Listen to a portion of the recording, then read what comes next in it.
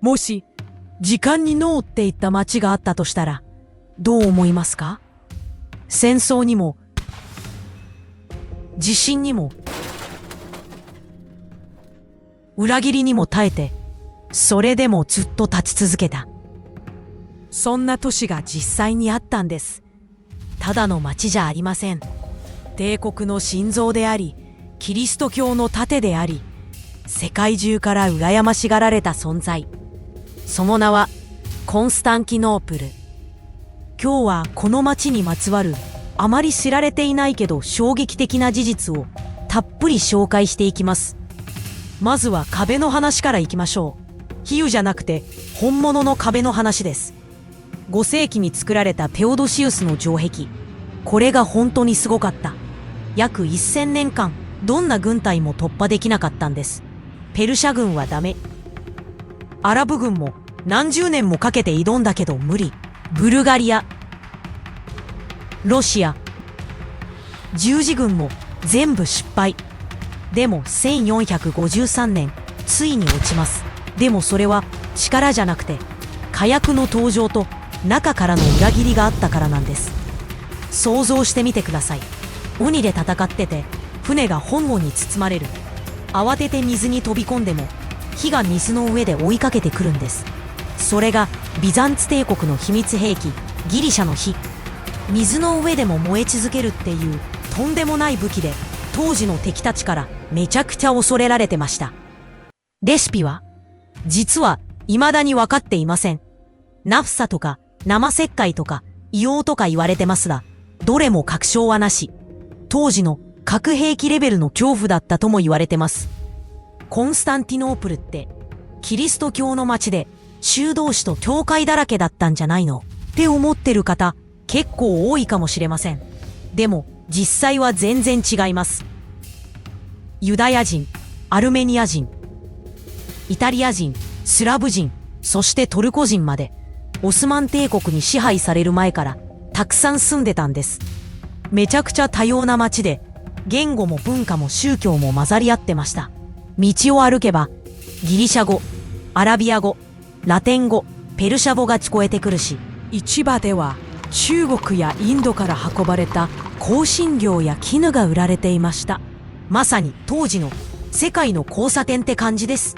中世のヨーロッパが泥とペストに苦しんでた頃、コンスタンティノープルはというと、病院があって、大学があって、家に水道も通ってて、ちゃんとした下水道もあって、しかもアフリカやアジアでも使われてた金貨、ソリドゥスまであったんです。そしてあの有名なアヤソフィア、6世紀にたったの5年で建てられて、近代的な技術なしで約1000年間世界最大の教会でした。本当に信じられないような建築の奇跡です。実はコンスタンティノープルを一番傷つけたのってイスラムの敵じゃなかったんです。キリスト教徒たち自身でした。1204年第4回十字軍、本来はエルサレムに向かうはずだったんですが、コンスタンティノープルを襲った方が早くねってなっちゃったんです。で、実際にやっちゃった。キリストの像を壊して図書館を燃やして金銀財宝をごっそり奪っていきました。キリスト教徒がキリスト教徒の町を襲う、まさに裏切りの極みです。でもね、話はここで終わりません。今のイスタンブールの地下にはまだまだ未解決の謎が残ってるんです。例えば帝国の図書館って実際どこにあったの？ギリシャの火の本物のレシピは？6世紀の道具でどうやってアヤソフィアを建てたの？地下の貯水槽にはまだ調査されてない空間があるんじゃない？最近でも考古学者たちが密閉された部屋や隠し通路を見つけてたりします。もしかすると皇帝の墓がそのまま眠ってるなんて可能性もあるんです。コンスタンティノープルはただ滅びたわけじゃありません。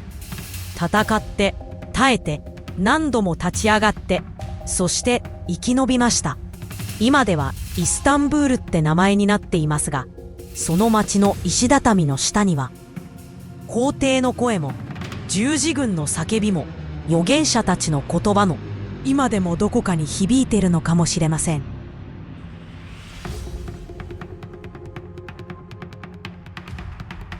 もし時間にノーって言った町があったとしたらどう思いますか？戦争にも地震にも裏切りにも耐えて、それでもずっと立ち続けた、そんな都市が実際にあったんです。ただの町じゃありません。帝国の心臓であり、キリスト教の盾であり、世界中から羨ましがられた存在。その名はコンスタンティノープル。今日はこの町にまつわるあまり知られていないけど衝撃的な事実をたっぷり紹介していきます。まずは壁の話からいきましょう。比喩じゃなくて本物の壁の話です。5世紀に作られたテオドシウスの城壁。これが本当にすごかった。約1000年間どんな軍隊も突破できなかったんです。ペルシャ軍はダメ。アラブ軍も何十年もかけて挑んだけど無理。ブルガリア、ロシア、十字軍も全部失敗。でも1453年ついに落ちます。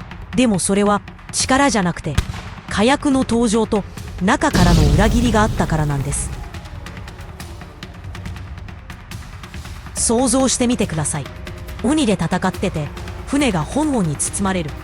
慌てて水に飛び込んでも火が水の上で追いかけてくるんです。それがビザンツ帝国の秘密兵器、ギリシャの火。水の上でも燃え続けるっていうとんでもない武器で当時の敵たちからめちゃくちゃ恐れられてました。レシピは実は未だに分かっていません。ナフサとか生石灰とか硫黄とか言われてますが、どれも確証はなし。当時の核兵器レベルの恐怖だったとも言われてます。コンスタンティノープルってキリスト教の町で修道士と教会だらけだったんじゃないのって思ってる方結構多いかもしれません。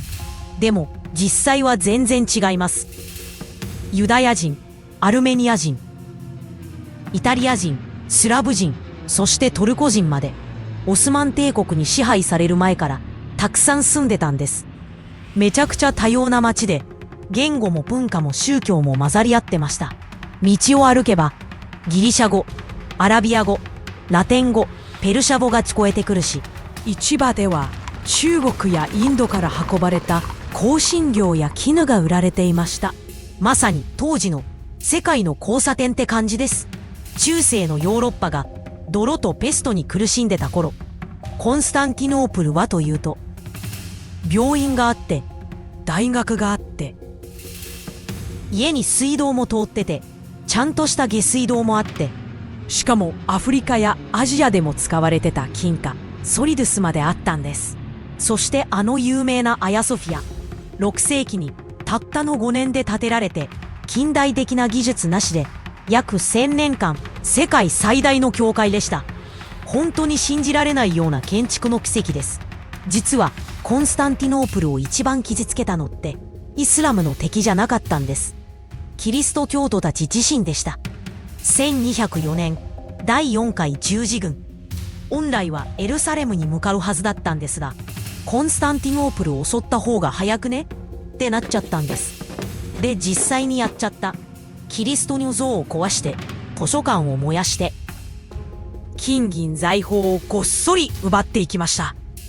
キリスト教徒がキリスト教徒の町を襲う、まさに裏切りの極みです。でもね、話はここで終わりません。今のイスタンブールの地下にはまだまだ未解決の謎が残ってるんです。例えば帝国の図書館って実際どこにあったの？ギリシャの火の本物のレシピは？6世紀の道具でどうやってアヤソフィアを建てたの？地下の貯水槽にはまだ調査されてない空間があるんじゃない？最近でも考古学者たちが密閉された部屋や隠し通路を見つけてたりします。もしかすると皇帝の墓がそのまま眠ってるなんて可能性もあるんです。コンスタンティノープルはただ滅びたわけじゃありません。戦って、耐えて、何度も立ち上がって、そして生き延びました。今ではイスタンブールって名前になっていますが、その町の石畳の下には、皇帝の声も、十字軍の叫びも、預言者たちの言葉も、今でもどこかに響いているのかもしれません。